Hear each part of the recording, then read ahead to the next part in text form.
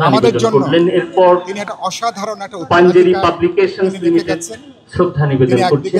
পাঞ্জেরি গণতান্ত্রিক বিপ্লবী পার্টি অপেক্ষা করছে শ্রদ্ধা নিবেদনের জন্য। এই সংগঠনের সাধারণ সম্পাদক কমরেড মোশাররফ মিশু শহীদুল আলম সবুজ, তিনি পরবর্তীকালে মেডিকেল কলেজে গণতান্ত্রিক বিপ্লবী পার্টি শ্রদ্ধা নিবেদন করছেন।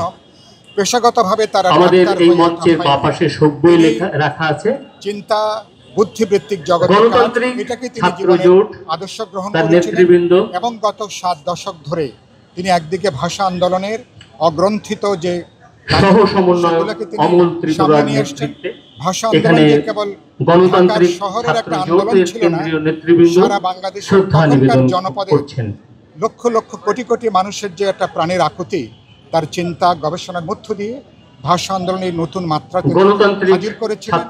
তার আদর্শ ছিল তিনি আপনার প্রিয় কাপড়ের যত্নে এলো এনজাইম সমৃদ্ধ Arik silver wash detergent powder 500 গ্রাম মাত্র 70 টাকা। প্রিমার্ক সাম্যভিত্তিক গণতান্ত্রিক অসাম্প্রদায়িক যে ভাব মানুষ ব্যক্তিগতভাবে আপনারা যারা ফুল দিতে চান অথচ ফুল নিয়ে আসেননি, আমাদের মঞ্চের বাঁ পাশে রচনা রাখা আছে, আপনারা সেখান থেকে ফুল সংগ্রহ করে শ্রদ্ধা জানাতে পারেন। চিন্তা এবং এই মঞ্চের বাঁ পাশে ফুল রাখা আছে। তিনি কোন শাসকদের কোন অনুকম্পা লাভের তিনি চেষ্টা করে কোন স্বীকৃতি শ্রদ্ধা জানাতে পারেন। পুরস্কার কখনো তার আদর্শ থেকে তার কমিটমেন্ট থেকে কখনো তাকে বিচ্যুত করতে পারে। গণতান্ত্রিক ছাত্র জোটের নেতৃবৃন্দ শ্রদ্ধা নিবেদন করলেন। এরপর শ্রদ্ধা নিবেদন করছে খাপড়া ওয়ার্ড ফাউন্ডেশনের পক্ষে জয়া শহীদ।